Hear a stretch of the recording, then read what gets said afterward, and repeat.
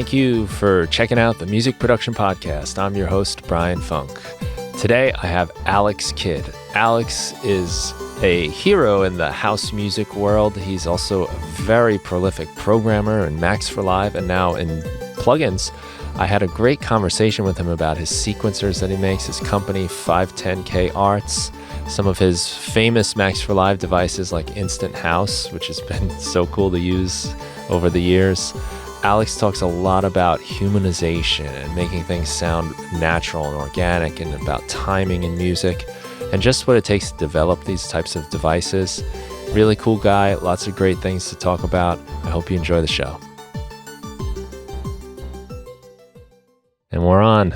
Welcome to the show, Alexkid. Thanks. Good to have you, man. Thanks for having me.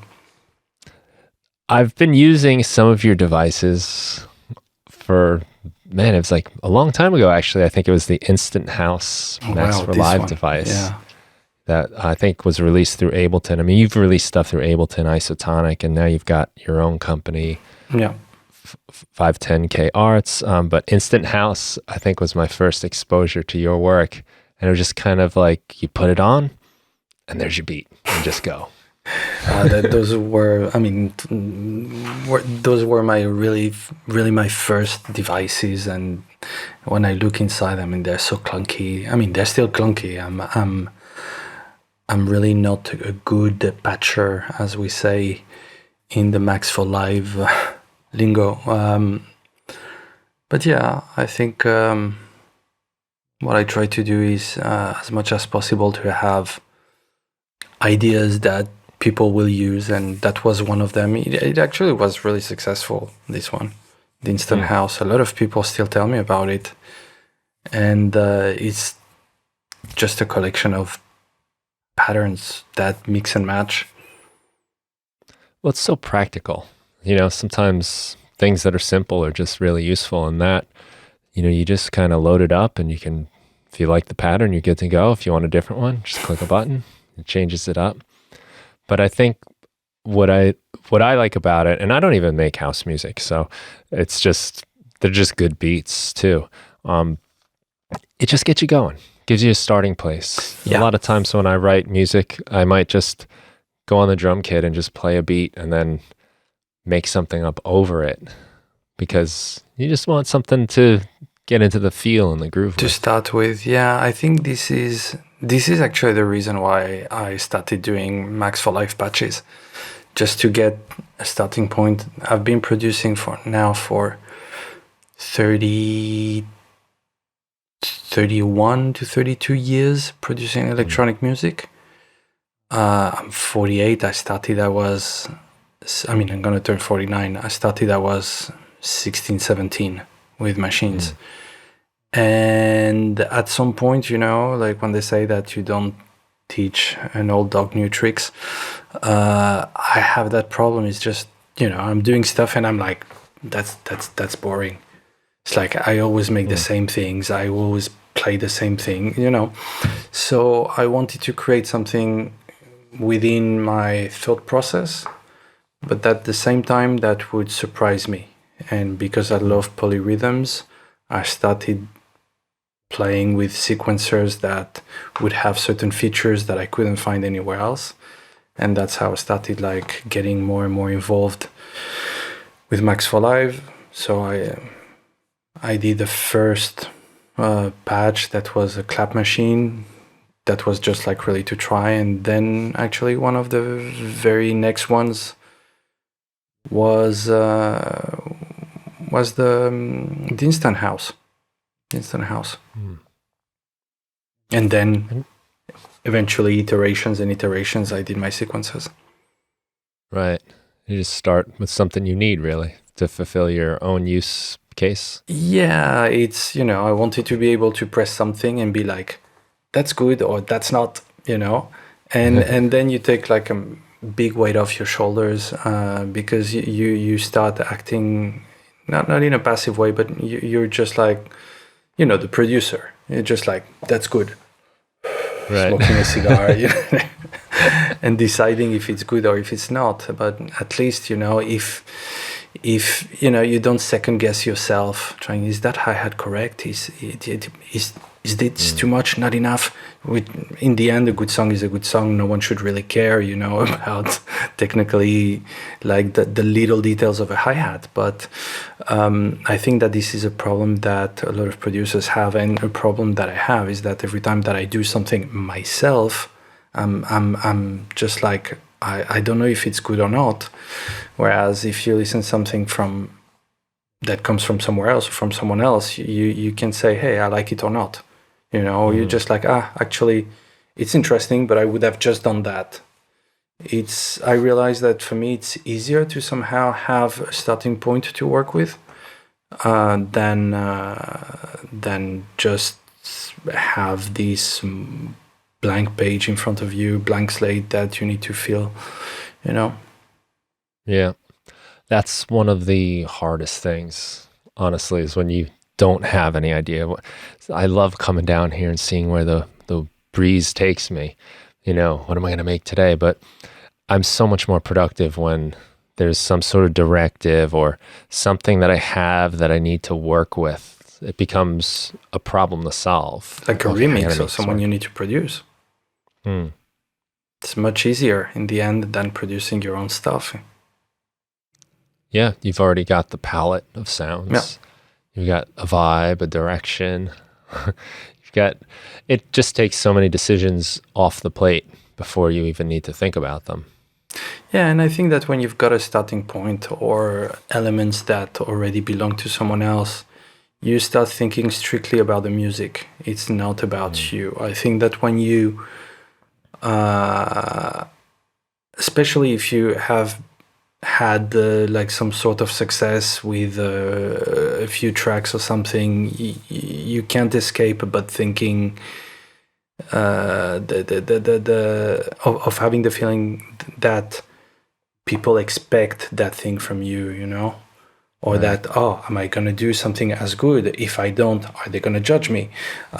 So it becomes more and more complicated. But when you have something, I don't know, like a vocal or something, a remix for someone else, at least this is how I feel myself. I feel a bit more free because the purpose is the song. The game is to make the best out of what you have. And also, because I can be quite competitive, I'm just like, I'm going to do better.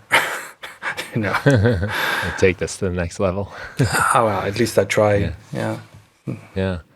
Well, that's a good point, because when you're, say, putting together your hi-hat patterns, you don't have to sit there and think, is this the Alexkid hi-hat that everyone expects? Is this the vibe that they've come to know me by? And the truth is that no one cares.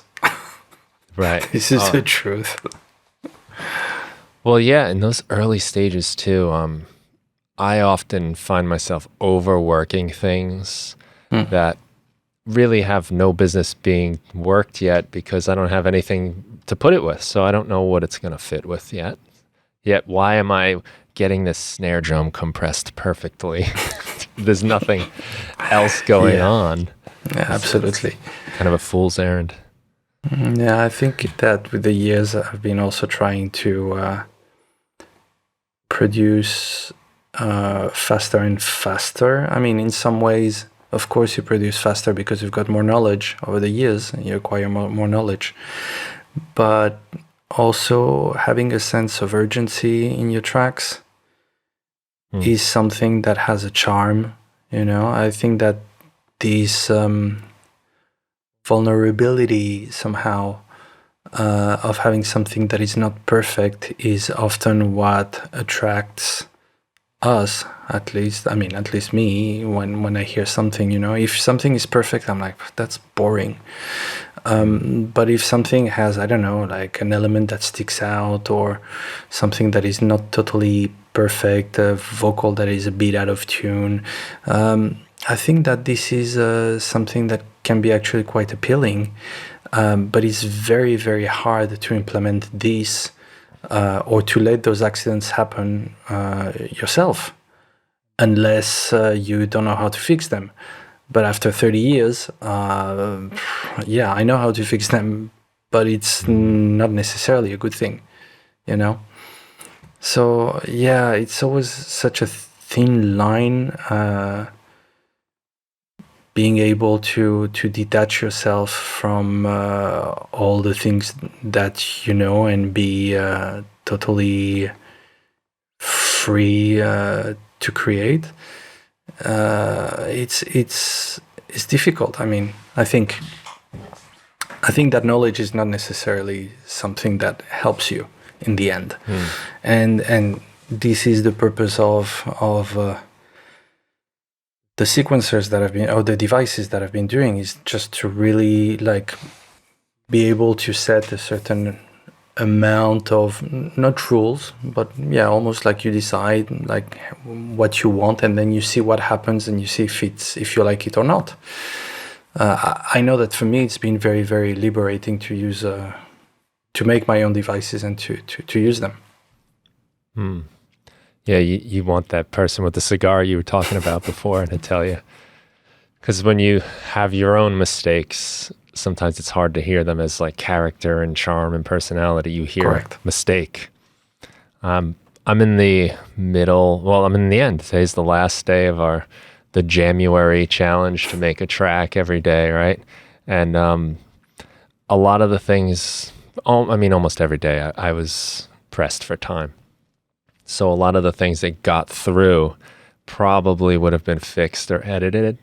But as I listen back, those are some of the things I really like about some of those recordings. It's like, it's like kind of cool. Like I'm glad I didn't play the drums to a click track, because I like this kind of increase in tempo that is just my own excitement. I would have fixed that in a more, with more time. If I had like a week, I would have been like, well, let's do that again. Let's put on the click and all of that. Edit yourself down. Edit yourself away. Yeah. Yeah. I've been totally guilty in many projects of making things like too tight, and eventually all these thing that you had in the beginning gets lost, and you need to go back, in order to retrieve that original feeling. Yeah, I think it's important to make tracks, music, in a limited amount of time. I think that the sense of urgency is, or that feeling is can be quite appealing. Right. You're forced to focus on the important stuff just because you don't have time to get into the or really actually crazy not even details. focus. Right. Yeah. Just move forward. Yeah. Progress. For a lot of kinds of music, I could see, if you're singer-songwriter, a lot of these like imperfections, not being so tight is sort of a feature sometimes.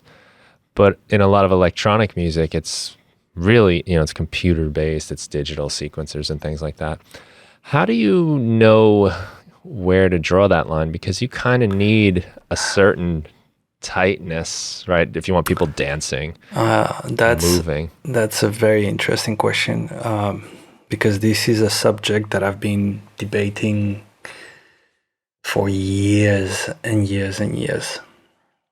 And interestingly enough, it's only in the past maybe 10 years that I've started to really figure out a few things when it comes to timings.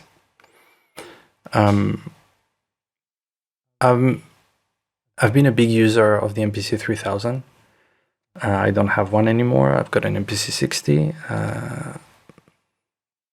And I realized that every time that I was working with the MPC 3000, I was programming directly on it.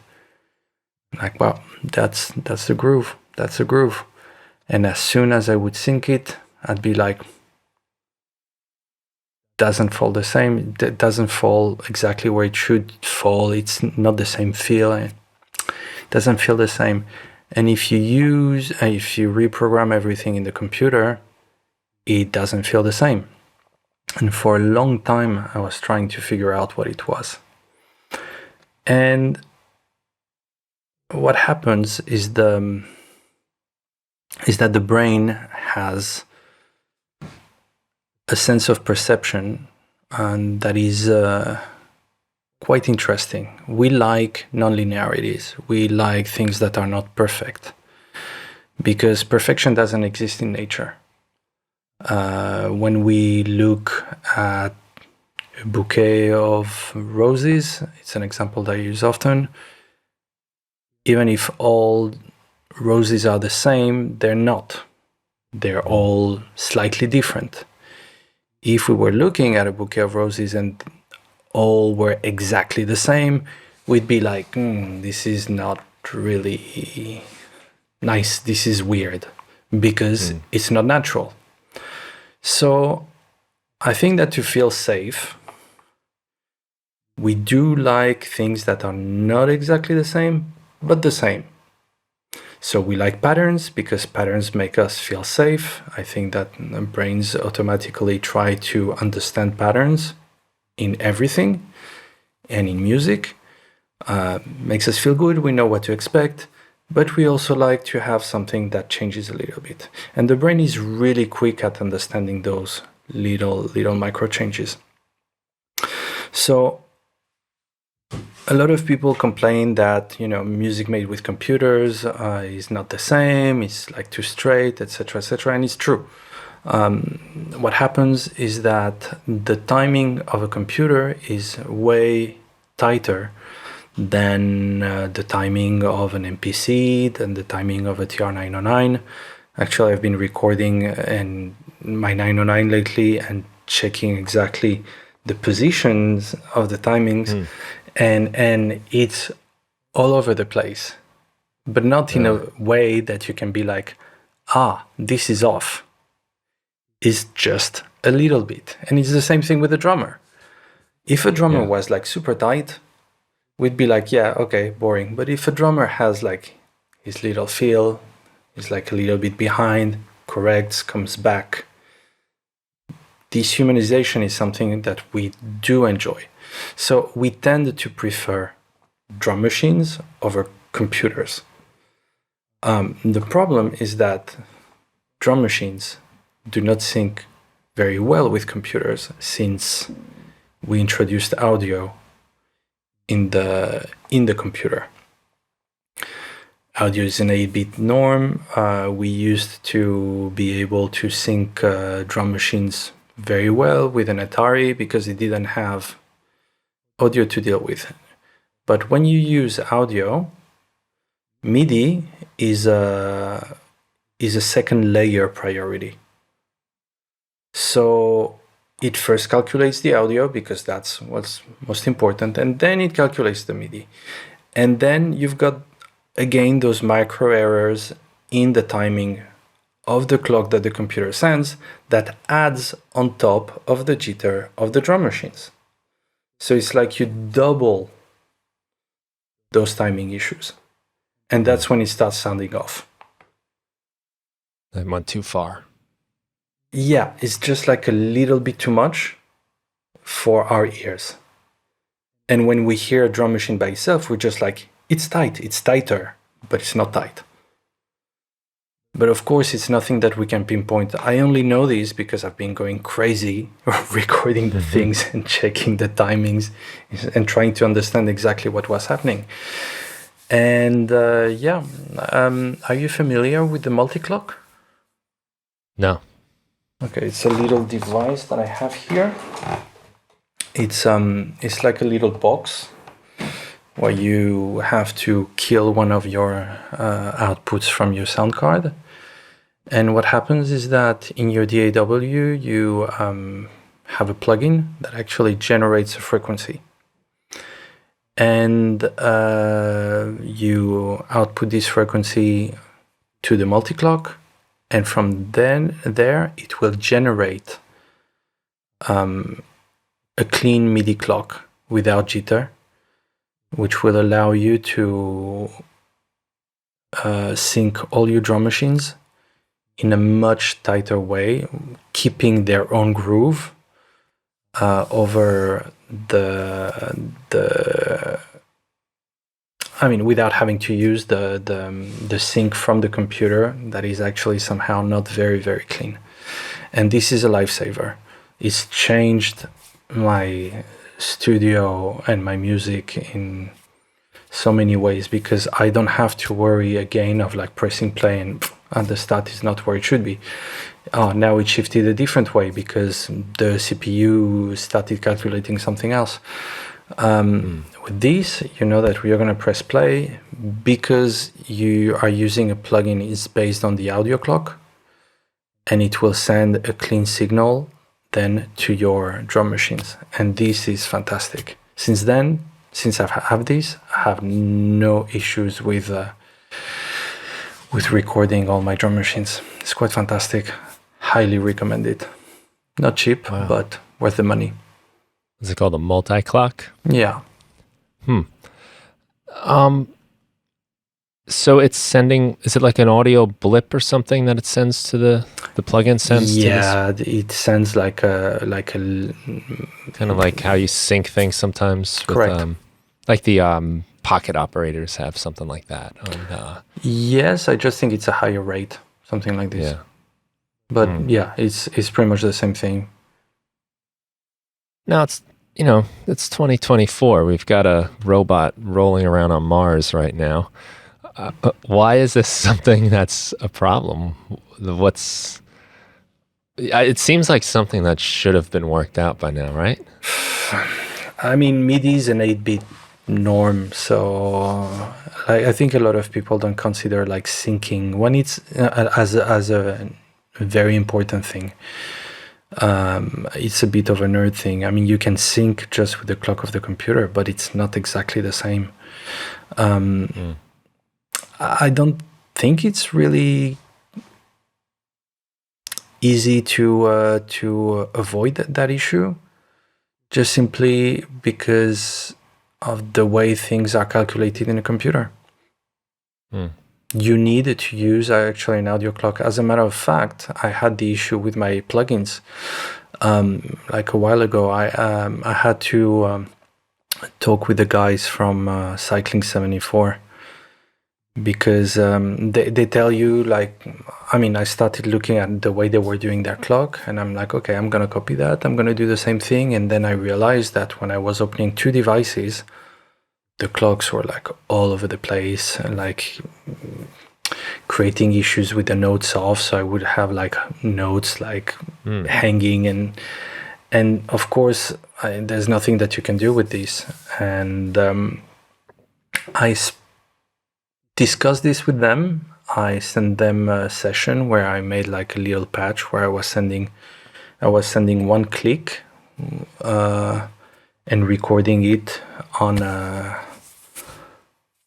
in 16ths, I think, or quarter notes, whatever. And then and that was tight. And when I was opening a second device and I was putting one left, one right, I was doing a recording of those two, you could see that the things were not falling together, but like not at all, like wild. And I sent this to them and they're like, that's a minor issue. Hanging notes is not a minor issue. So I discussed this with Nick Bugayev, who was developing the Lemur interface.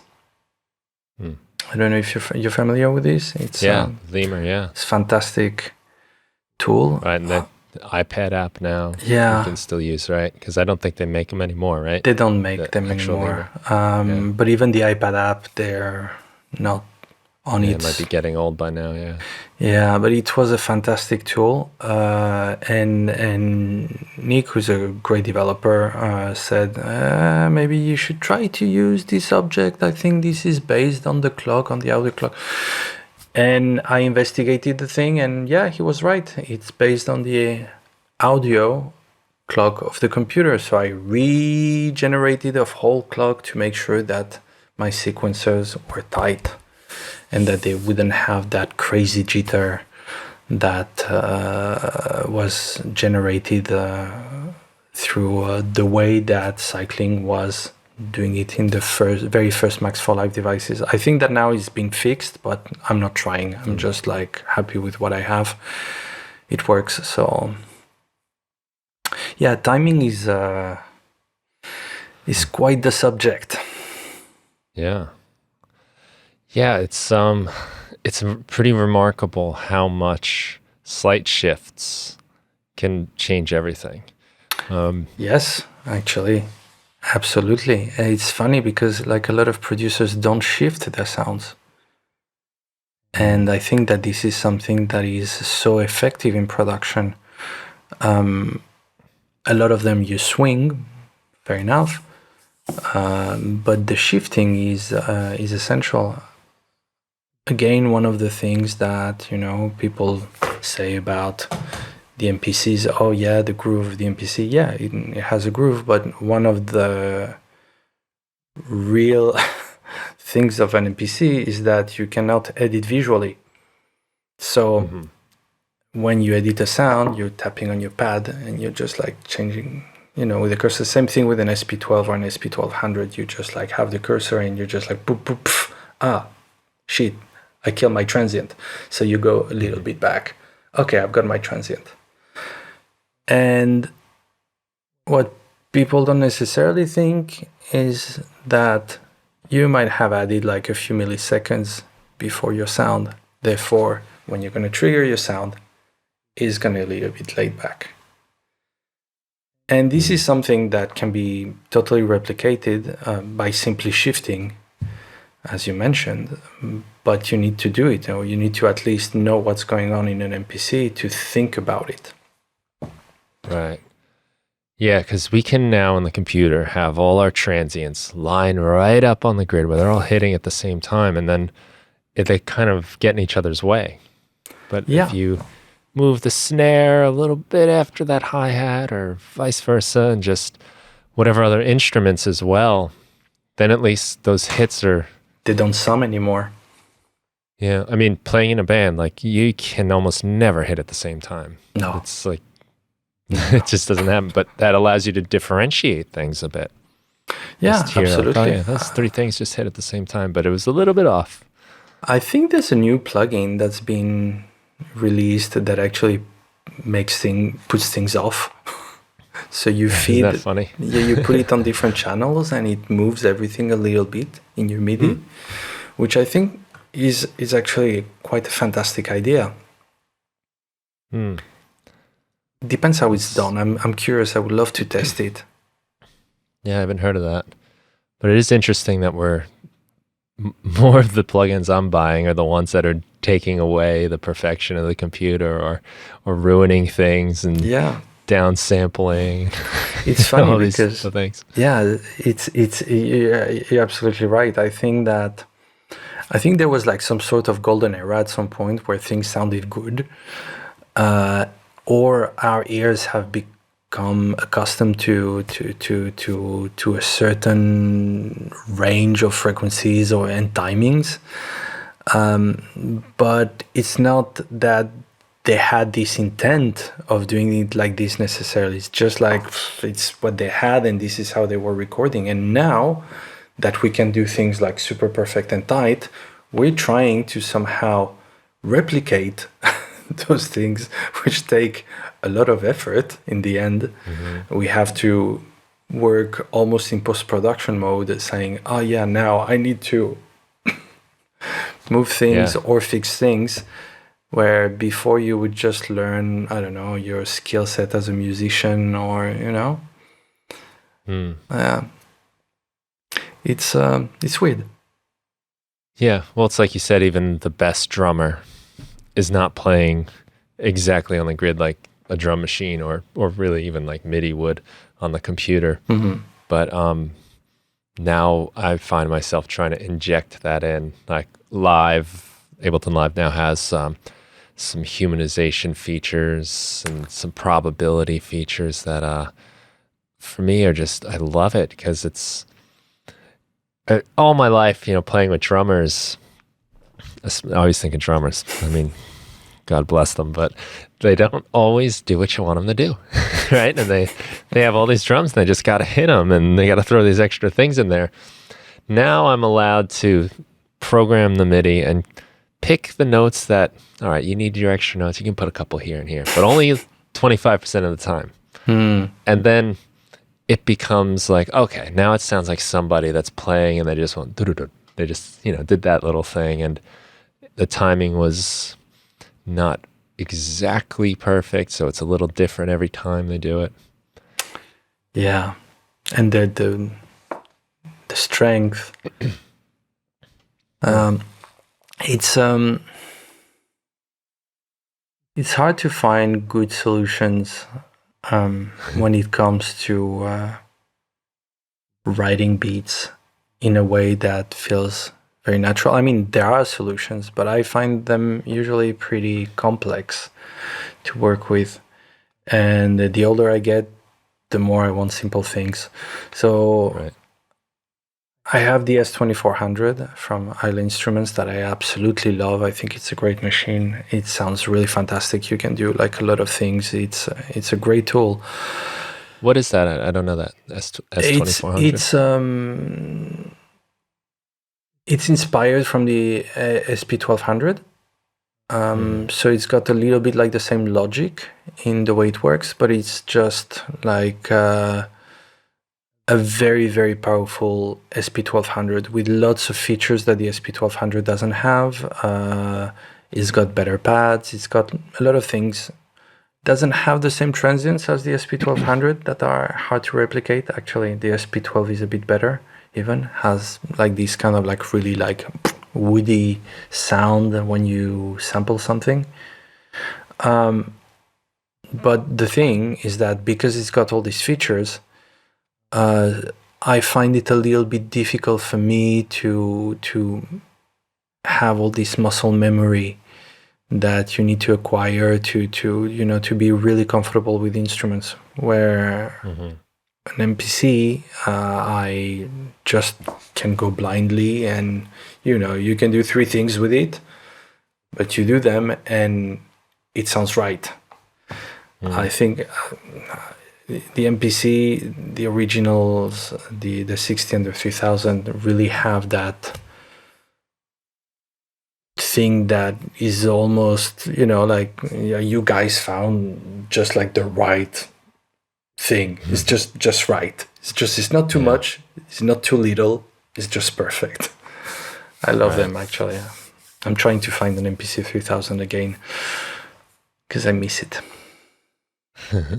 It is pretty cool how some things just, whether it was from limitations of technology or just good planning or good luck, they just kind of nail what needs to be done. I mean, there's a lot of things like that when you think about, think about like guitars, like a Stratocaster or like a Mini Moog, like those designs have just really haven't changed that much because they're just, they're spot on. They're just amazing, like a 303. Yeah. Which 303 is a funny case because it was sort of not really working for what they intended it for, to be a bass line for like guitar players. Yeah, and for stuff. double bass, right? Or something like that. It was supposed to emulate. I think for rock bands, I think you were going to use that with your drum machine and feel like you were in a rock band, but then everyone realized it had that really cool acid bass line, I guess. Started a whole genre of music. How cool must that have you had any of that happen to you where people use some of your devices in weird ways and you're just like, ooh, did not expect that? Actually, quite a few times, as a matter of fact. Instant House, actually, a lot of people were using it, not with drums. Like putting a synth behind and just changing patterns. Yeah. It's just like, oh, okay, it probably sounds off, right? I know, but I love what it does. Oh, okay. Interesting. Is that like 4 notes? I forget that it plays Instant House.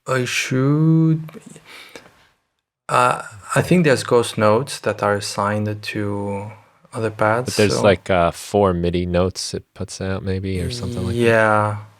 So it could be 1, 2, 3, 4, 5, 6, up to 8. But I don't know. I haven't opened it in a while. Yeah. But that's plenty for a melody or a bass line or... Yeah, if the notes are assigned properly, yeah. Yeah. Right. But, it's often not the case. Have you played around with Live from XLN Audio? Life. Yeah. That new one. Yes. I love it. It's really weird and fun and kind of, like you said, quick, so that's the one where you can record things on your phone. You just drop a sample in and it automatically slices it into patterns. Exactly. And I'm thinking of these because people were using the instant house in weird ways and triggering random sounds with it. And Life has a bit that thing where you're just like, I'm just like putting sounds and hey, let's put this pattern on it. But they have nailed it in, I don't know, you get like really interesting results really quick. I don't know if it detects like the type of transients and then says, okay, this could be compared to a kick, or if I pitch it down, it could be a kick. I don't know how they do it, but it's quite impressive. In doing these daily jams, I turned to that plugin a few times just because it was going to give me something interesting in a starting place. And then it was like, all right, well, now I'll play some chords over it. And now I'll do that. And then you get this like kind of weird thing. I would never make that sound. It would never come out like that anyway. And if I did, it would take me probably hours to do all that slicing and chopping. Been recording my son's little toys, and little percussions, perfect. Like little wooden toys and little wooden percussions, and the result sounds, it's quite impressive. Sometimes you come up with things that sound like Timbaland. It's just like, wow, that little pandero pitched down sounds like pong. Sounds really good. Yeah. I just want to put a kick drum and a hi-hat and that's it. Right. I think I put a conversation I recorded. Just had my phone around people talking. You couldn't even really tell what they're saying, but it just took those voices and turned them into different things and gave a cool rhythm. I was like, all right. See, this is the kind of things that I would really like to have more and more for people to work with, like plugins that are a bit more creative, not just like another compressor or another delay. As much as, of course, it's always great to have a great compressor. I don't know. Creative tools are always more exciting to me, I think. Yeah. Well, that's the type of tool. Life would be the type of thing where you play with it and it makes you move forward. Like, ooh, cool. Yeah. Whereas a compressor is the kind of thing that sort of pulls you back. And okay, let's dial in the threshold just right. And, you're kind of, it's a different stage of the process, I guess. Right? Yeah, that's true. I don't know if it's an age thing, but eventually, I think that's somehow a bit more exciting to me at the moment, maybe. I'm always getting excited with a compressor because that's who I am, but I don't know. There's really interesting things coming up lately. Have you tried anything exciting lately? Yeah, I feel like I have. So I've been using this one called Digitales, which it's I think Aberrant DSP is the company, Digitales it's called, but it's like the opposite of what you would think we'd want. It degrades your audio to sound like old MP3s or internet transmissions or skipping CDs. Oh, I think I've read about that one. Yeah, it's fantastic. The result is good. Yeah, it's fun interface. It looks like an old 90s, Macintosh window, and it's got like a little cat on it. Yes, I've seen it. I was curious about that one. Especially for like moments in a track, right? Like if I'm gonna have like a part where maybe like everything drops out and it's just like the keys, maybe I'll sprinkle this on there and it'll just be a little more interesting. Have a little kind of like, well, what's going on with that sound? And then, you might take it off after that. But yeah, it's like I really haven't gone in there and actually turned many of the knobs. It's just kind of like, not deliberately, it's just kind of like, oh, I'm just going to move this one. There's a part where you can kind of draw a picture. It's play, and that's the stuff I'm really getting into myself. It's like life is like that. It's something you play with. It's play. And it takes you in that kind of just, like you even said earlier, where, I don't know, let's see what this thing gives me. Let's see what now I'm the guy with the cigar. Like, okay. That's good. That's bad. Let's keep that. I've been doing sound design for native instruments, for machine expansions for a few years now, and I absolutely love doing that. It's honestly, it's a bit like my dream job, because I get to make tracks, experiment with things with different genres. Without necessarily having to finish the tracks. So I make them and it's basically a loop and I'm like, yeah, I don't have to structure the song. That's fantastic. Yeah. Give it to other people. Yeah. And it's been quite fun to do, because I get to experiment a lot with like, hey, I'm gonna run this through this. Hey, what about I'm putting these through this old Boss mixer, and then I'm going through the tape echo and I'm just recording the output, and I'm gonna resync and I'm gonna sample actually just from the wet output through the tape that has the preamp that distorts a little bit and it's noisy. And I don't know, I think that those processes are actually quite exciting. I think that sadly, more and more we're asked to provide some sort of result. I mean, not everyone, thank God, but like a lot of people, when they're starting to produce now, they use splice or things like these that come with things that are already like really formatted. And even people using machine, they have already sounds that are like already, ready for use. But I think that there's such a beauty in just trying to experiment and play, as you mentioned, and just like, oh, I'm just gonna root things in a weird way, and see what comes out. I used to have a modular and I used to experiment a lot with these, but at some point I felt it was dangerous for me. Yeah, that's why I don't have one. I know what'll happen on my bank account. Yeah, and I sold it in one go. I'm like, okay, out. I went cold turkey on it. So, wow.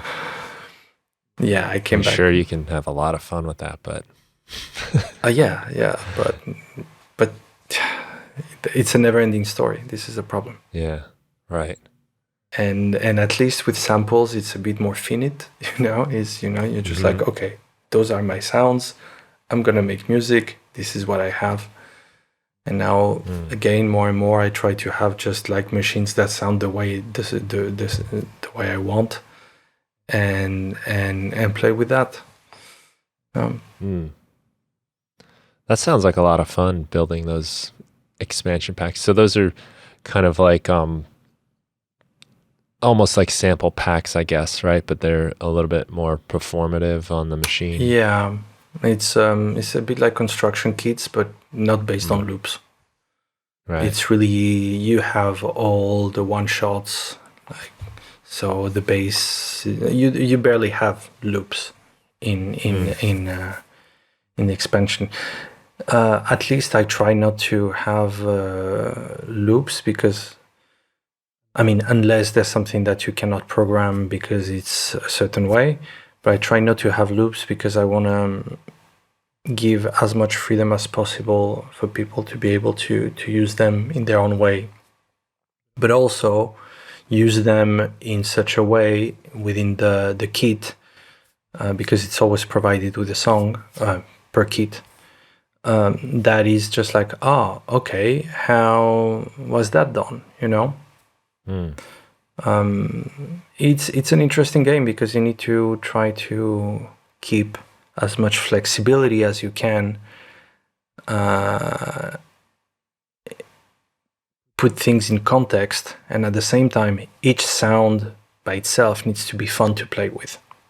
You know, it's not just like, oh yeah, kick drum that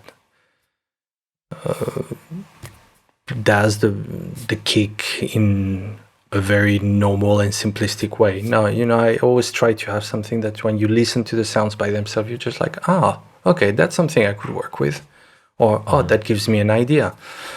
I don't know. Do sounds inspire you sometimes? Do you just like hear a snare and you start working from there, or? Yeah, a lot of times. You know, I do lots of Ableton live packs that are, you know, sample-based instruments a lot of times, and it's a lot of that playing. I'll run the sounds through the VCR and record them on there, and then put some effects on them. The last one that I worked on, I did like 3 generations of going to the VCR, you know, and effects on it halfway through, you know, and it was so fun. Like, I don't know what they're gonna sound like, you know, and it's a discovery thing, and then you put them in a sampler, and sometimes I know I'm on a good road when I get interrupted in my instrument building and I'm like making music. Or I've been playing this note for 45 minutes and I'm like, wow, you know, like that's the note. There it is. Listen to this sound. Like, that's a lot of fun. And a lot of times I always try to, if I'm playing with sounds and I get something that inspires me, then I go with it. Yeah. You know, I think it's a lot easier to throw things together and make weird sounds than it is to feel like I have an idea for a song. So yes. That's precious. The other stuff is I'm experimenting, just having fun, seeing what happens. But when that spark hits, it's like, ooh. And yeah, a lot of times it's a sound. It's just, maybe it makes me feel nostalgic, or it gives me some sort of image of a world that I can start creating. Yeah, it's actually something that I've been doing for myself when I have no inspiration. I start doing things that are absolutely unrelated to music making. I mean, I do the boring part. Let's say I'm gonna start like listening to sounds just to tag the ones that I like, or start editing sounds that I've recorded from something, or from I don't know, some field recording, and I always end up doing something. I always find inspiration back when I actually do something that is unrelated to trying to find inspiration. It's funny how it comes. Yeah. You have to show up for it. Yeah. But it's like if you hunt too hard, it just slips away. Yeah, I think cat and mouse. Yeah, it's pretty much like that. Yeah. Yeah, if you want it too bad, it gets away. That's cool. That's a great way to work, though, because you're not going to always be, yes, I have an idea, let's do it. And doing those types of activities are things you got to do, and you don't want to get caught up in those when you actually do have the idea. You don't want to start tagging sounds when you're really psyched about a song. No, this is also an advice that I've been trying to give to students that I've been teaching. It's either when you don't have the inspiration, you just start working with one machine. You just like start diving into one thing, just like try to learn the functions that you don't know. There's always like a function that is going to surprise you, and you're going to be like, oh, actually, maybe this gives me an idea. And the other thing is that I try to tell them to have their sounds ready. Don't start scrolling through sounds. Don't. do it if you really don't have any sort of inspiration. But if you're like halfway through a track and you're just trying to find a snare, that's probably going to kill your vibe. Yeah, absolutely. That's not a creative act, right?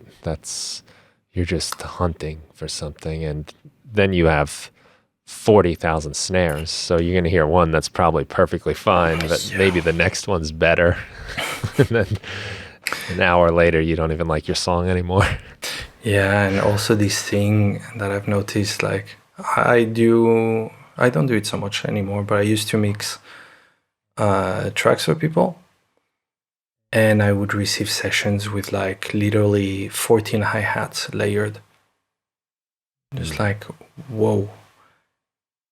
Do you realize what you're doing? It's so risky. I mean, I understand that this one will bring the transient and this one blah blah blah, but in the end you end up with like a summing of frequencies that just like start creating these scales. But I do understand the process of people when they do that. If they're unhappy with their hi-hat, they're just like, oh, maybe if I add a little bit more of this, oh, when I layer this sounds a bit better. Yeah, okay. Oh, but maybe I need to bring I think that it's very important to really question what is the problem with the track. It's probably not going to be solved by putting 14 hi-hats together. But it's very difficult to accept that, because it's true that when you start layering things, you always find something that sounds a little bit better, Mm-hmm. But the problem is that you end up, first of all, you're going to need to make sure that you're gain staging everything properly, because else you're going to start clipping everywhere or creating comp filtering or having all these issues that can be avoided if you just put one sound, but just the right one. It's such a tricky thing. I feel creativity and even though it's been 30 years, I'm still struggling so much with I mean, I know I can make music and I can make house music in a blink and it's probably going to be good, but I'm going to be like, I don't know. I don't know if it's good. Is it really bringing something to, is this interesting for the community? Am I bringing any, is this, of course, I mean, it's not like we should expect every time to make like a fantastic track, but I always tend to find my songs boring all the time, and I believe that a lot of people have that same feeling when they make music, so they always try to. What I try to do is that when I'm bored with something, I just let it there and I start something else. Instead of trying to finish and trying to force myself, I just do something else. Eventually I listen and I'm like, that was good, or that was shit, out. I think it's important also to be non-emotional with your tracks. Do you finish everything that you do yourself, or how do you do? Everything I ever do, I finish. Really? No way. No, that's the hardest part. That's the part we get the least practice with, and not everything is worth finishing too. I think, I think it's a good habit to strive for, just so you go through the process. And sometimes you get lucky, you surprise yourself, and things turn out a lot better than they seemed like they were going to. I think it's a bad habit to get into not finishing anything. But there's something to be said to knowing when to move on. And if it becomes too much work, too, that's a sign. I let them sit for that. I think that sometimes we're just like way too into it to be able to take a step back and really have a vision on things. Very often I've opened tracks that I thought were absolute shit, and I'm listening again and I'm like, actually it was not that bad, but that thing was shit. I just need to change that. Take it out. Yeah. Yeah. That's often the problem for me, honestly, is I should just take that sound out. Sometimes the first sound I put down is the thing where the idea came from. Interesting. But Interesting. you take it out and then there's room, there's air, you can breathe. True. True. I love what you said about being non-emotional. It's so true. I mean, I get this doing a jam every day. You just don't get emotional because you got tomorrow and you got to finish something for today. It's a great exercise for that, to realize that it doesn't matter. Nothing's precious. I've never And done it. It's a, The January. you know, I'm really glad it's over after today. I am, because I do feel like other things have kind of been sacrificed a bit. Sleep, things like that. But it is really good to, first of all, show you that you can do it. Mm-hmm. And to show you that's a lot of times when you don't feel like it, you do it anyway. You still can. And a lot of times you start getting inspired minutes into it. It just takes a little spark. Yeah, and I'm sure you always end up learning stuff. And I think this is the best thing, is to learn new things. You're just like, oh my God, I didn't know I could do that, or I didn't know this trick, or I didn't think of doing things this way. It's quite interesting. Yeah, I mean, if I spent the whole month on one song, it'd become too important, and then I probably wouldn't take any risks with it. Probably wouldn't try anything interesting. I'd just be safe and I'd be overanalyzing it. But when I know I'm going to do one tomorrow and another the next day, let's try something weird. Let's just run this whole thing through some weird effect, or let's do something I know I'm not supposed to do and just see what happens. Try a new tool or toy. Yeah, it's funny because I realized that since I've been doing my plugins,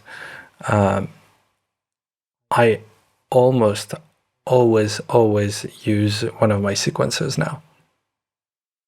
It's almost cool. Like, this is not what defines me, but it's something that I know I'm gonna find some sort of interest and pleasure, especially with the last one, the one that's VST. Have you tried Seqund? No, I haven't gotten to try it yet. It's basically a best of all of them.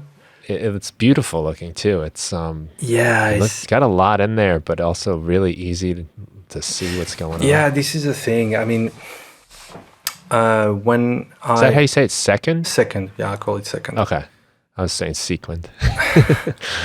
There's no rule. The idea behind was to, first of all, take it out a little bit of the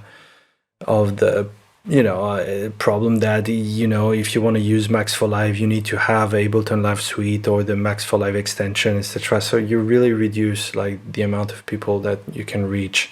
A lot of people are saying, "Oh, do you have this for Logic? Do you have this for, for FL?" I was gonna say Fruity Loops, but that's too old school.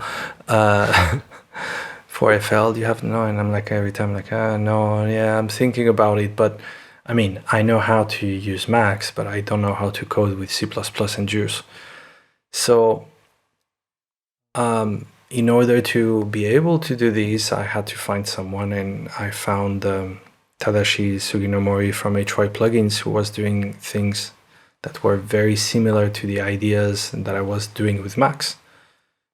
Different, but so we discussed, we did it together, and now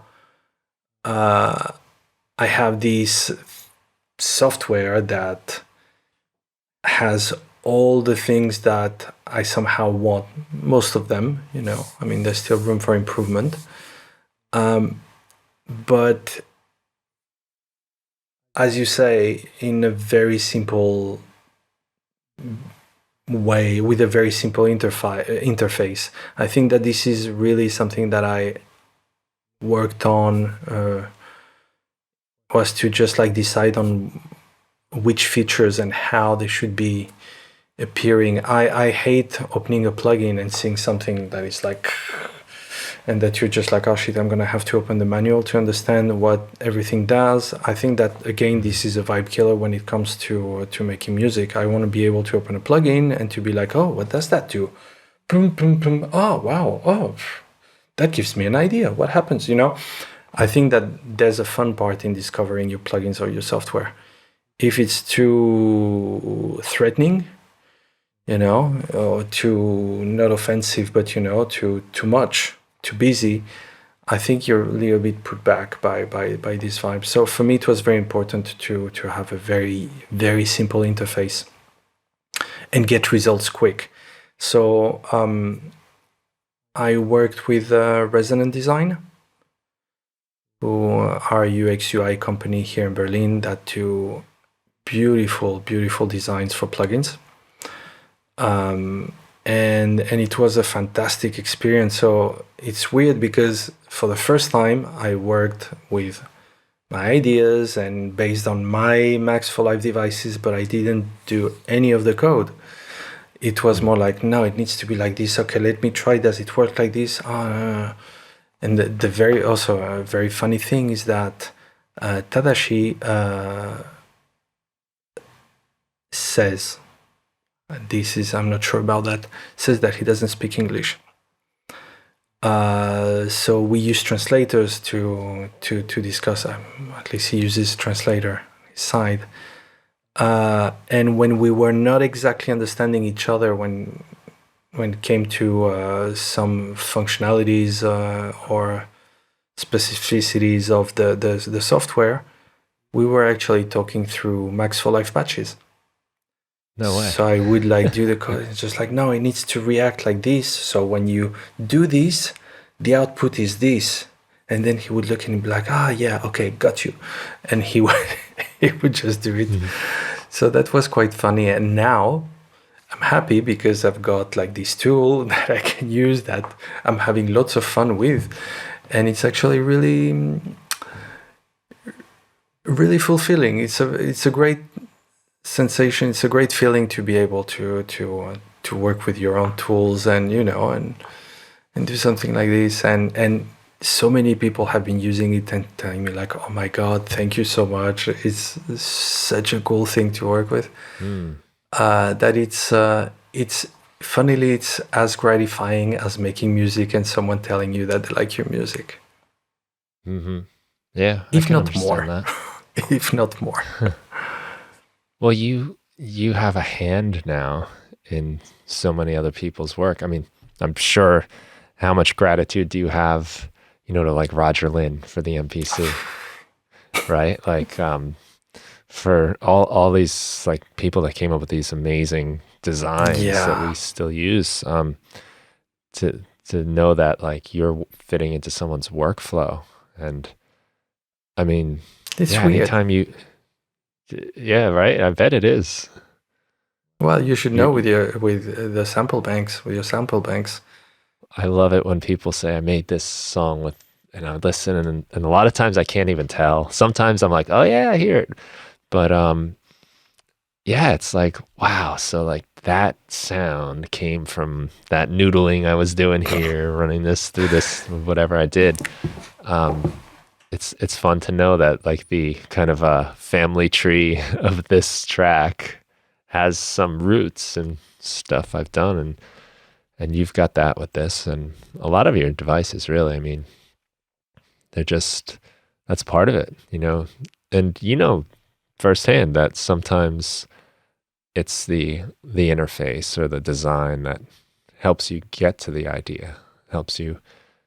True. You don't always start with it. It's just the way you there's a certain suggestion of how to work.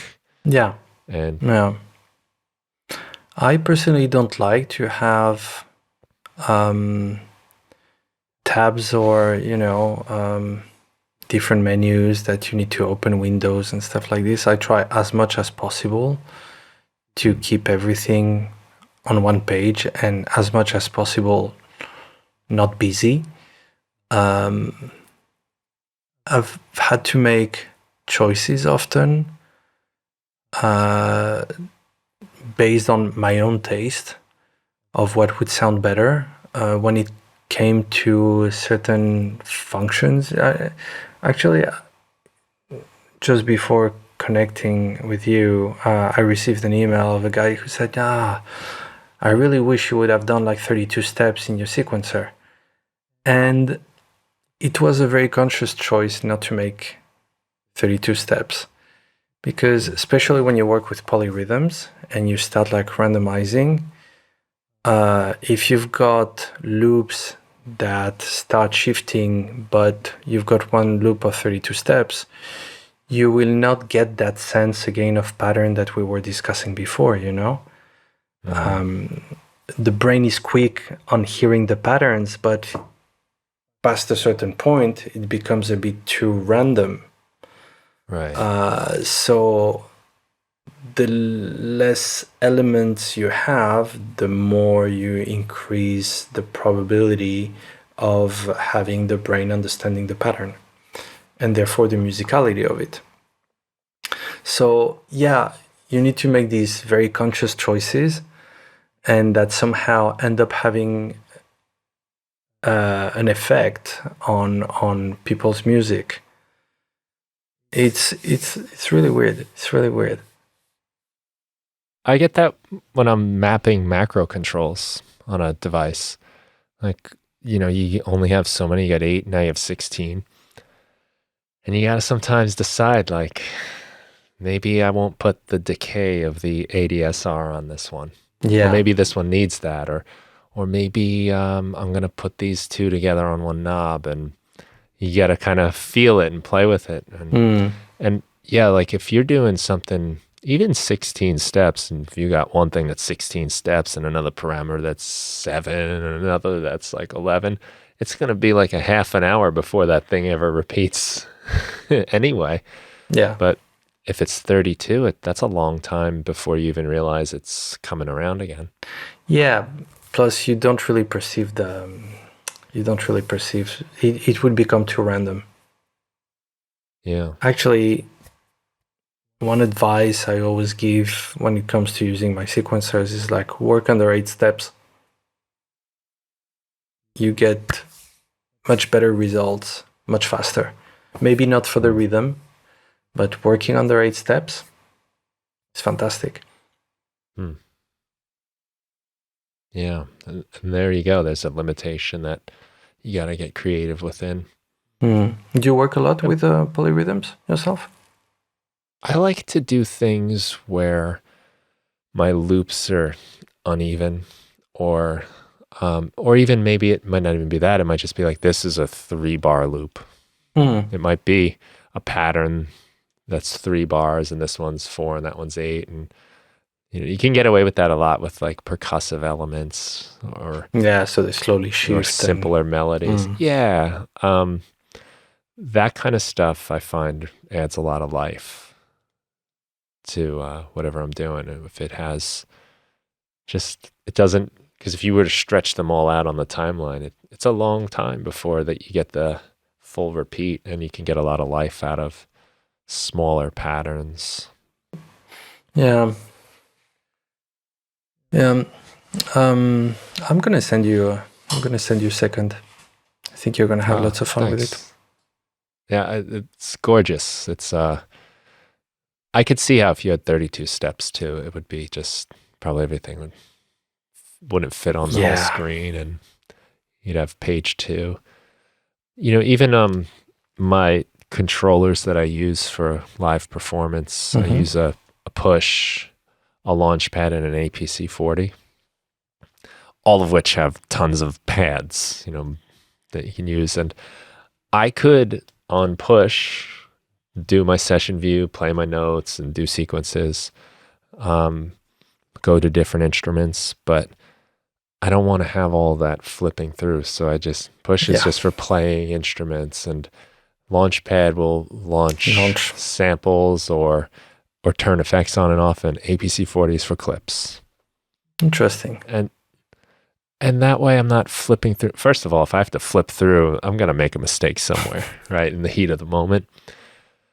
But it's just nice to know that this is what it is. And I don't have to check if I'm on the right page. I don't have to flip back and forth. I like things to be kind of dedicated to their job. Yeah, I think it brings some sort. I mean, it's much easier for the muscle memory in the end. You just know that this does that, this does that, this does that. This is why I like with MPC, and this is why I try to have the plugins simple. I get lost, and I think that if I was playing live and at some point I start like doubting myself, I would probably mess up. If I had to switch panels, I mean, I've got a push too, and I think it's a great tool, but I'm not sure how much I would use it live to play things and then switch and go to the clips and then to... I would probably have something that does the rhythm, and I would probably use push to just change clips. Mm-hmm. Yeah, that's kind of what I like. I could have different banks of controls on the knobs on the APC 40. I think you get 3 banks of those, and what would inevitably happen is I'd start turning the knob that I think is going to be like a filter or something, and it's changing the pitch, and I'll be, oh no, and I switch the bank, forgetting to turn that knob back to where it was, and then do the filter, and then turn something on and be like, why does that not sound right? Realize, on a different page I turned the knob by accident. Is there a way to just reset to like initial status? Could probably figure out a way to do that. Because that's something that I used to love with the Lemur on the iPad, is that you had like those sort of behaviors, Yeah. So I would have like some sort of sliders, and I could have like many that I could go like in multi-touch with all the fingers, Yeah. So create like crazy effect, like high pass, and then increase the reverb and all that. But I would be able to take the fingers off, and it would just like go back to zero. Yeah. And that was actually really, really, really helpful. I think the Squid from Pioneer, from Torice, has something similar. But I don't know what other interfaces do this. I was wondering if... I know there's a Max for Live. I forget exactly what it's called now. It's been a long time, but you could have states, basically. You snapshots of your set, and then you can recall the snapshot. Wasn't that the one from Richie Houghton? Yeah, I think so, yeah. Capture. Was it Capture? I think it was Capture. That was great. With a K, yeah. Yeah, Capture with a K. Right. Sounds more Berlin. Yeah. Yeah, that's what it was. And I think even now they've got, when Live 12 comes out, they've got that performance pack that I think has something along those lines too. Yeah, have you tried it? You have tried it, yeah, you have it. Live 12, no? Yeah. Yeah, Live 12. I like it a lot. There's a lot of cool features, and there's a lot of stuff that is very like playful. Some of the MIDI generators and stuff. I'm having trouble getting used to the browser. That is, I don't know. I haven't completely committed to all the tags that they have because, it's still early. I don't know if they're going to change things in the final release, so I haven't committed. So maybe I'll like it better when I really buy in. Yeah.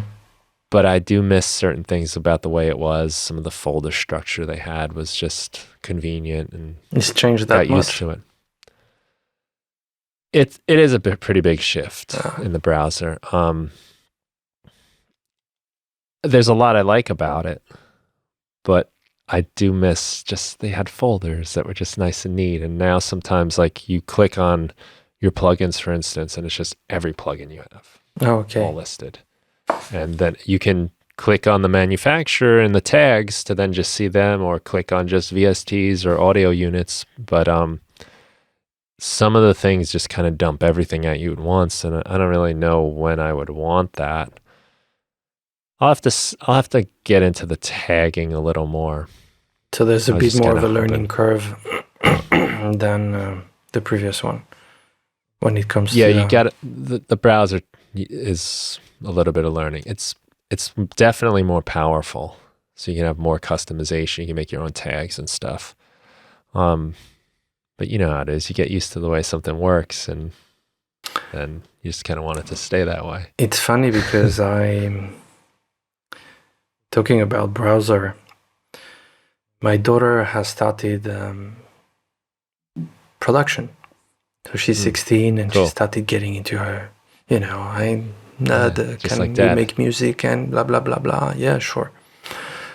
And then she comes and she's like, have you heard about FL Studio? I'm like, yes, I have. And that's what all the kids are using at the moment. Yeah, all my friends are using that. Do you think we could try? And I'm like, okay, I'm gonna check that. And so we got a copy of FL Studio, which anyway I needed because it's great to. I need to test my software on different DAWs, and I installed it on her computer and on mine, and I tried like this just to explore without reading the manual, and I was lost. I was quite lost in the browser and just the patterns and things that open and that you don't know how they're assigned. There's clever things in there, very, very clever things. But some of them are just definitely not intuitive. And I think that Ableton had a really good thing going on with the simplicity of their software. I think, I hope they didn't lose that in version 12. I don't think so, because if you're not, especially if you're new to it, and you see the browser that way, you'll probably take to it. And a lot of the other things that were added are, you don't even have to look at them really if you don't want to. So I think they've done a nice job making some pretty big changes to the way MIDI editing is done, and generations and generators and all that kind of stuff. But yeah, I'm with you. Like that, I really enjoyed just simple things that a knob inside of Ableton Live is a knob everywhere. It's not like I was using Logic before that, and one knob looks like a spaceship control and the other one looks like some, and so like every interface within every device you have to learn. But Live is just, these are the knobs. These are what knobs look like in Live. They're that kind of little circle with the line. It's just like the quintessence of a knob. Yeah. Yeah, but I don't need 3D graphics and shadows and No, and I actually think it ages, it ages actually quite badly. I think when you have a design that is too specific to period in time. I mean, I think I've been using Ableton since version 1 I've been using it. And some of the things have barely changed. Yeah. I kind of like the fact that even nowadays you look at it and it doesn't look like Photoshop, Right. Yeah, it's been pretty consistent. That's something people critique about it. But I don't know. I use it every day. I don't want to have to get a new version and start over. Yeah. And, I've devoted a long time into learning this thing. And if it was suddenly different. Yeah, you're a certified trainer, right? Yeah. Was it complicated? Yeah, it's just, the process? Yeah. A little bit. There was a couple interviews, conversations, and there was a kind of weekend of mostly what they want to see is that you can teach it. Okay. They're not teaching you. They kind of, they have their, Ableton's very community based, right? You know, that was something I always appreciated when I first started making my racks and they shared it on Twitter. I was like, what? You know, like what company would ever recognize, like Apple wasn't going to tweet me for using Logic, right? So it was cool. And that's half the way I got into live was every time I looked up a tutorial for Logic, something for Ableton came up and the forums were all about that. So yeah, they're looking for good personalities, I guess. You know, I'm not going to look down my nose at people, for instance, you know, when they don't know how to do things, and would be welcoming. But it wasn't an education on how to use live or anything like that. They kind of say like, you know, we want you to already sort of have that when you show up.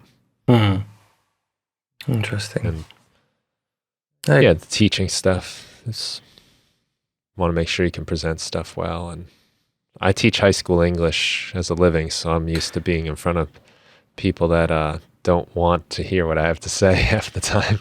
So when I teach anything music and they're like, show us how to, I'm like, wow, you guys want to learn? This is great. Normally people I'm teaching are drooling on themselves. And you also teach Berkeley online, right? Yeah, class for Berkeley. Yeah, nice. Sampling. Yeah, that's a lot of fun. It's a fascinating subject. Yeah, and it's kind of never ending, you know? Yeah. Like anything you can record and then mangle it. That's pretty much what we do. All the different ways you can do that. So, you know, everybody's work sounds different because they're creating different sounds. And yeah, it's a lot of fun. Honestly, it's great education for me, even though I'm the teacher. Like seeing how people work. Yeah, I teach a school in France sometimes as I teach them Max for Live, like initiation, you know, just like the very, very, very basics, so they actually know how to deal with the software and see that it's not as scary as it looks. And the kids, as I mentioned, they're all on FL Studio. It's interesting to hear what they're doing and their approach to music, and it's some of them. It's to some of them, it's so different from the approach that kids would have when I was a kid. It's fascinating, like what they like, how they approach sounds and how they would mash them up. I think that nowadays, at least people my generation are like trying to be a bit not too careful, but you know, you're just like, no, these you don't mix up with these, you know, there's things that we don't do, you know, and then they're just like, fuck it, I'm gonna do it. I love that, you know. Yeah. And sometimes I don't know if it's total innocence or total lack of taste. You know, it's just like, you're just like, I actually don't know. I think it's terrible, but it's interesting. Yeah. Yeah, well, sometimes it's just the innocence. Sometimes it's, you know, they just have different preferences, and sometimes they don't know that they're not supposed to, and they do it, and you're like, well, you're not supposed to do that, but that was cool. And I love that. That happens a lot, you know, teaching, where people do stuff that I know better. Like, you're not supposed to put the compressor there, but then they do it and it sounds awesome, and you learn a lot that way. What were you using? Cause you must have been this like in the 90s. Oh, so when you were that age, what were your tools? Cakewalk 1. Okay, so it was on the computer. Yeah, it was. I started. Originally I play guitar, and I started with the 4 tracks on tape. That's what I did too. Then I convinced my parents that I needed a computer to study, and I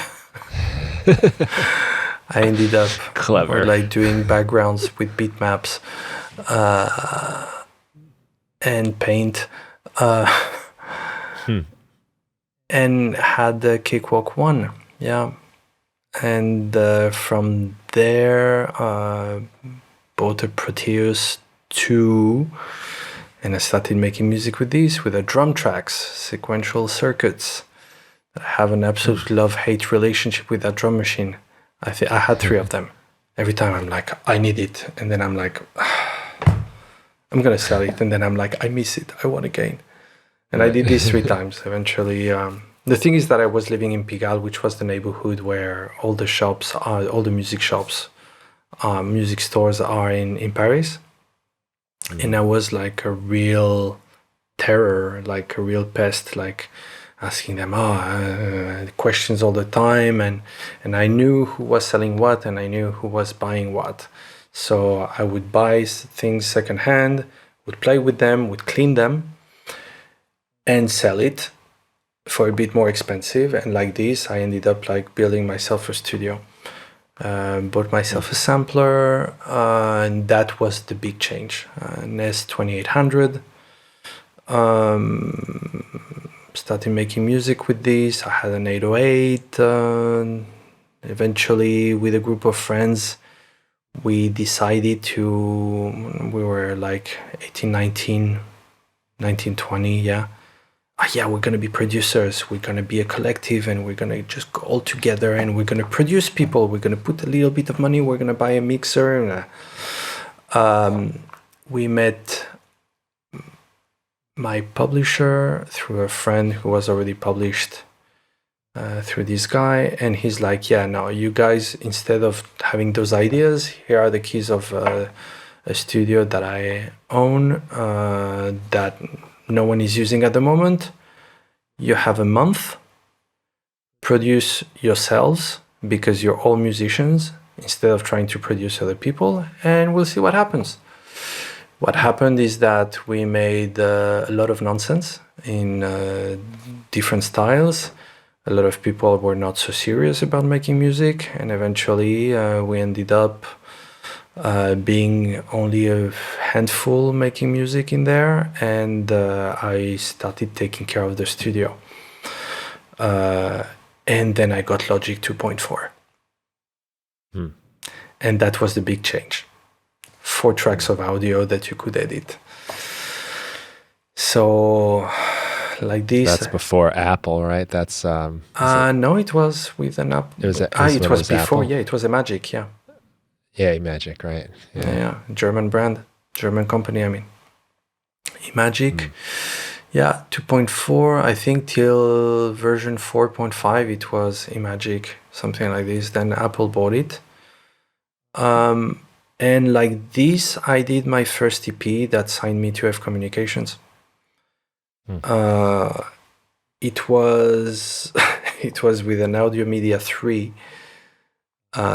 So it was just like a stereo output with sync.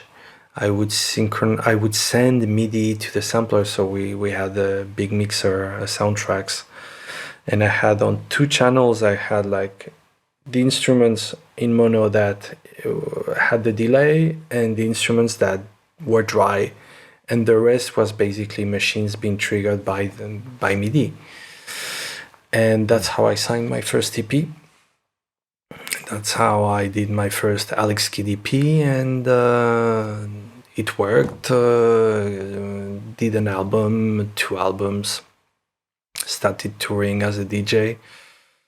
Those were fun times, and I was spending all my money in machines. Everything that could sample and that could make a beat, I would buy. Yeah. Eventually I sold. And now I'm starting to buy again, which is very naughty. But yeah, I'm trying to... It's hard to resist, right? Yeah, I'm trying to establish rules. So I'm not... Things that I don't use on a regular basis, I sell. But yeah, Logic. At the same time, I started with Ableton. I used Reason for a while also, that I used to rewire into Logic or Ableton. Then I switched to Pro Tools, because Pro Tools could actually sync the drum machines properly, which Logic could not. And because Pro Tools, all the DSP, all the audio calculations were made on the TDM cards. The computer didn't have to calculate any audio, and therefore would just synchronize properly all the drum machines. That's where I found the best comfort. But like to write music and to use MIDI, Pro Tools is the most unfriendly thing I've had to work with. So yeah, and then when I moved to Berlin, I went back into Logic and got annoyed at the complications to automate things, and I've been using Ableton since then. Yeah. So yeah, Ableton since version 1. Wow, that's cool. I think I got Ableton Live 4 when I got my Pro Tools M box. Nice. Back in that was 2005. The blue and gray one, or? It was the M box 2. Okay. It wasn't the vertical one. It was yeah. I mean, I didn't know. I was coming off of 4 tracks and ADAT machines, the VHS tapes ADAT, and stuff. Yeah. Good sound though. But I wasn't MIDI at all. Like I was only audio. I didn't even really know what MIDI was when I got Pro Tools. And then it was because I was playing in rock bands and guitars, so I was just recording stuff. But when I got Pro Tools and I saw like the soft synths and stuff, I was like, oh, what's this? That's what this MIDI weird cable on the back of that keyboard I have is for. And did you used to edit a lot in Pro Tools, or you were just using it more like as a tape machine? Mostly like a tape machine, but what I did, which was really sampling, I guess, but I didn't think of it that way, is with the drum tracks, I recorded every drum on my kit, I think 10 times from real quiet to loud. So, like on the snare. And then I would just put them on the grid, like drag those files. That takes dedication. One by one. Yeah. Good. But, once you get like your pattern, you can then duplicate it. Yeah. And then I would always play the cymbals live because that would give it that human feel. But I ran into the perfection there. I was like, well, I can finally have my drums be perfect. Like, I can't play like this. And then I listened to it, I'm like, that's stiff.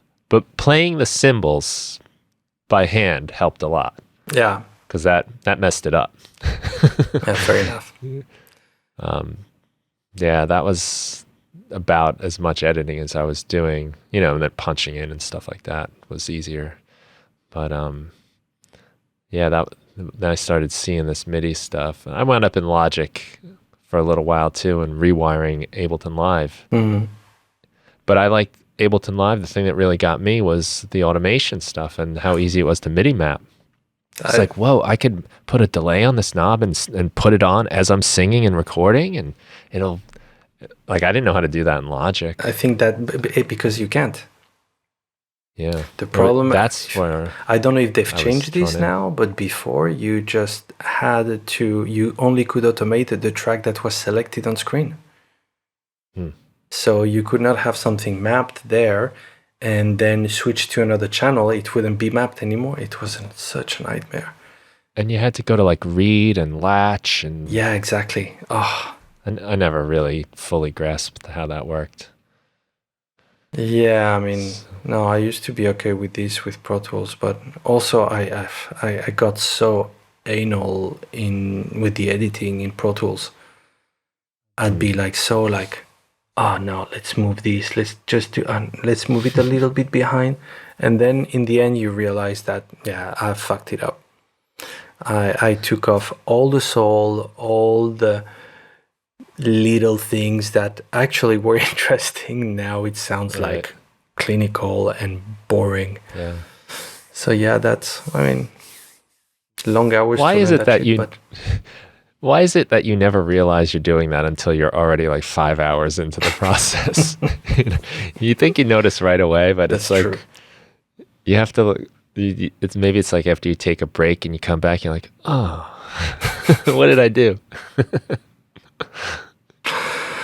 Yeah, I've been thinking sometimes of getting back an old Pro Tools though, and just to use it as a tape, but like an old TDM, because now they sometimes sell them for like 200 euros, the cards, and you get like an old computer and an HD, or if you get an Alpha Link or something from SSL, you could get like a really solid rig, 24 in, 24 outs for probably like under 1,000 euros.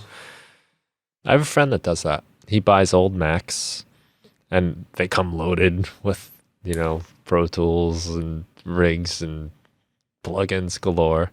Probably ethically questionable, legally questionable, but he likes, he knows how to use whatever it is. It's like 7 or 8 Pro Tools version 7 or 8, and he just stays with that and I, sometimes when I see him working and I'm like, wait, what are you doing this for still? And then other times I'm like, it's working. He's got it, and he's not worrying about like nonsense that I'm worrying about with like updates and compatibility and all that kind of garbage. Sometimes you've got to get a rig that works and it's good enough. Yeah. If it's not broke, you don't fix it. Getting a bit late on my side of things. I think I should. I want to let you go here. No, it's okay. I'm enjoying this. But it's just I'm thinking of me tomorrow and how much I'm going to hate myself. So. Well, okay. Well, I don't want you to be angry with me. No, not with you, with me. Because I know that I'm a chatterbox. Well, where do you want me to tell? Where should we tell people to go? You can tell them to visit your stuff. I mean, currently there's often sales on the shop on 510k.de, DE for Germany, and that's where there's all my little fun little toys to play with. But I've got the beat shakers that are a bit like the iterations from the Instant House, with really tailored sounds to make funny beats, mostly oriented, dance floor oriented.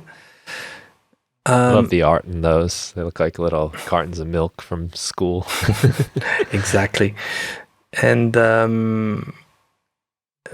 but if there's one that I would recommend, it's definitely Seqund.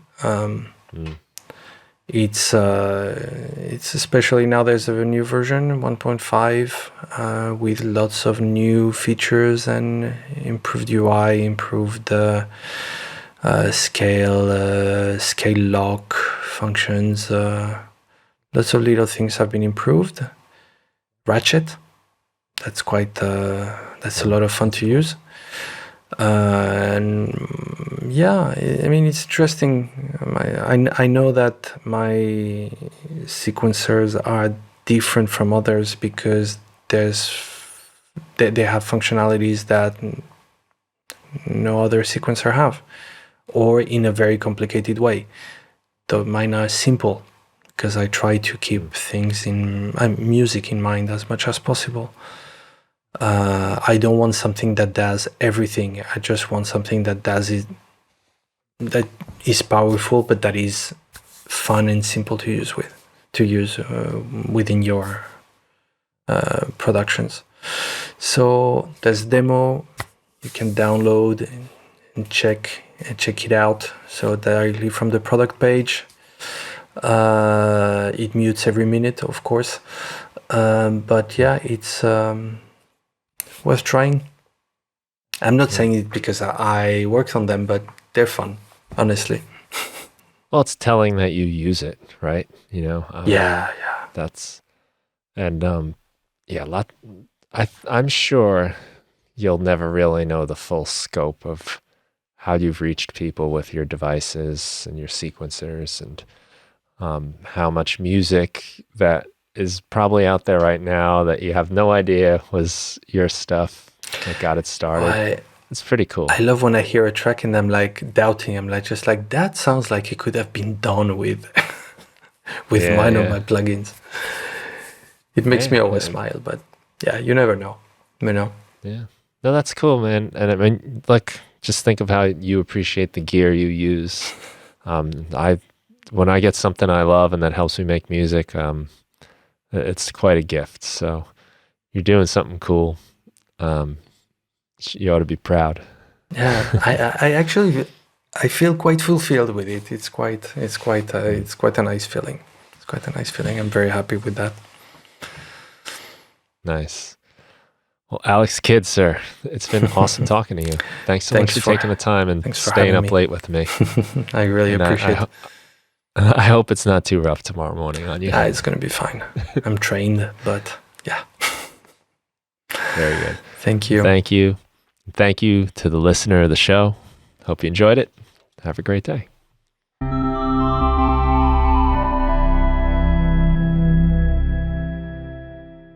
Thank you for listening to the Music Production Podcast. If you want to help support the show, the best thing you can do is tell a friend, someone you think that would enjoy the show. I'd also love it if you could leave a review wherever you get your podcasts. And if you want to support my work, you can go to brianfunk.com. I've got tons of Ableton Live packs, tutorials, samples. You can check out my book, The 5-Minute Music Producer, which gives you 365 short music-making activities to help you get started, stay inspired, and finish more music. And there's also the Music Production Club, where you get my latest releases as soon as they're finished. It gives you access to a community of like-minded people who are making music and sharing ideas. You can share your music, find new collaborators, and participate in our live meetings where we set up some kind of musical challenge and then make music together and share our results at the end. That's the Music Production Club. It's a lot of fun, and you can find that and everything that I do at brianfunk.com. Thanks again for listening to the show, and have a great day.